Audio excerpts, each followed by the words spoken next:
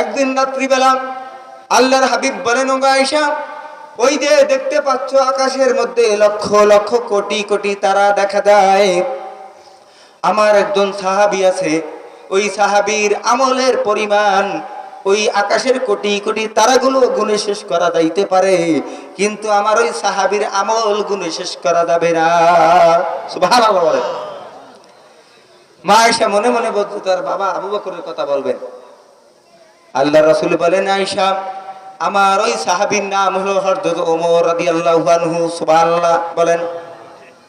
তাইলে ওমরের আমল হচ্ছে এত যে আকাশের তারা গোনা যাইতে পারে, কিন্তু আল্লাহর নবী সাহাবী ওমর রাদিয়াল্লাহু তাআলা আনহুর আমলগুলো শেষ করা।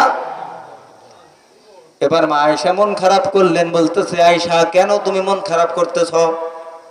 আল্লাহর হাবিব বলেন, আয়েশা, ওই আকাশের তারার চাইতে আমার সাহাবী ওমরের আমল বেশি, কথা তো ঠিক আছে, কিন্তু তুমি তো জানো না দুনিয়ার মধ্যে যত মানুষ আছে ওই মানুষদের আমল নামা যদি এক পাল্লায় রাখা হয়, আর আমার প্রাণের সাহাবী আবু বকরের জিন্দেগীর পুরা আমল না, বরং ওই যে গারে সুরের মধ্যে আমার সাথে সামান্য সময় যে আমার সাথে ছিল, ওই সামান্য সময়ের আমল যদি এক পাল্লায় রাখা হয়, দুনিয়ার মানুষের চাইতে ওই কয়েকটু সময়ের আবু বকরের গুহার আমলটুকু বাড়ি হয়ে যাবে।